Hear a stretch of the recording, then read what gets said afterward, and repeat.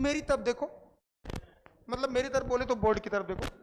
World population 1900 में कितना था? कितना था? 2000 में कितना था? और 2011 में? आगे आओ।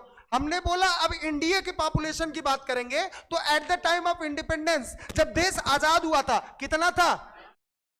350 मिलियन। और ये क्रॉस किया कितना? 1 बिलियन। और कब क्रॉस किया? 2000 में। और हमने बोला अप्रैल 2011 में कितना हुआ? 125 करोड़ लगभग हुआ। हाँ। और हम लोग 2021 में कितना था? 140 करोड़। समझ में आया? आगे बढ़ो। नेक्स्ट हमने बोला इसका रीजन क्या है कि इतना ज्यादा पॉपुलेशन बढ़ता जा रहा है। भाई साहब पॉपुलेशन पे पॉपुलेशन, जन्म ज्यादा होगा तो पॉपुलेशन नहीं होगा रे, मरेंगे कम, पैदा ज्यादा। तो हमने बोला पहला रैपिड डिक्लाइन, बहुत तेज कमी, गिरावट आ रहा है। किसमें बेटा? Death rate. लोग एनसीईआरटी कर मर कम रहे हैं लोग मरना ज्यादा चाहिए। आगे आओ।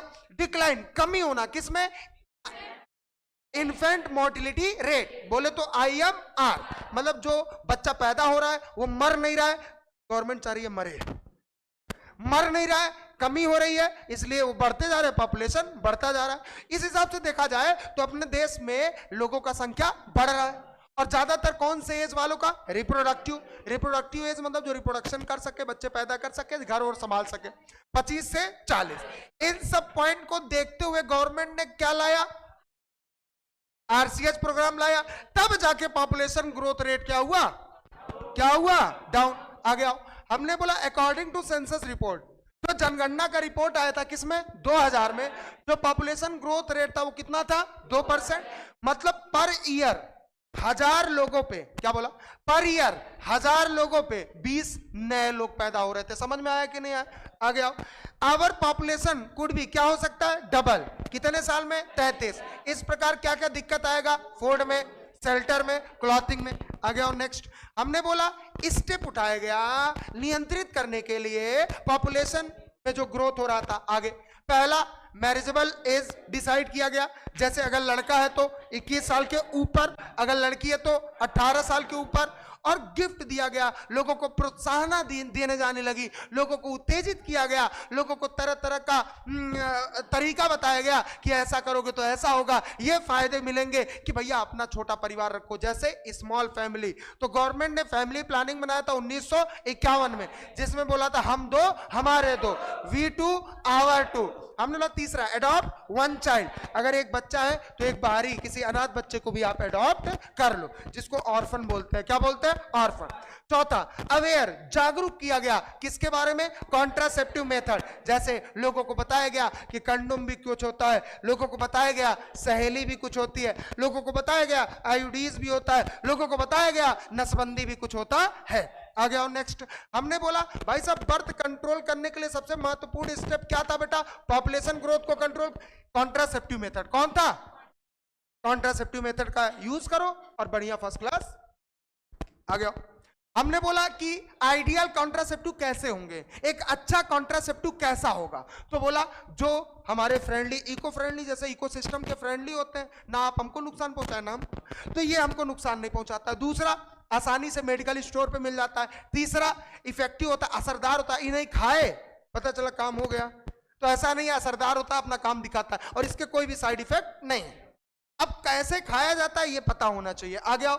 नॉन इंटरफियरिंग, ये इंटरफेयर बिल्कुल नहीं करता आपके पर्सनल सेक्सुअल डिजायर, इच्छा या ड्राइव। आगे बढ़ो। नेक्स्ट हमने बोला भाई साहब method of birth control, birth control के कौन कौन से मेथड होते हैं? पहला चीको, नेचुरल या ट्रेडिशनल मेथड। दूसरा बैरियर मेथड। तीसरा इंट्रायूटेरिन डिवाइस, जिसको हम बोलते हैं IUDs। और हमने बोला चौथा ओरल कॉन्ट्रासेप्शन। पांचवा इंजेक्टेबल एंड इम्प्लांट। छठा सर्जिकल मेथड।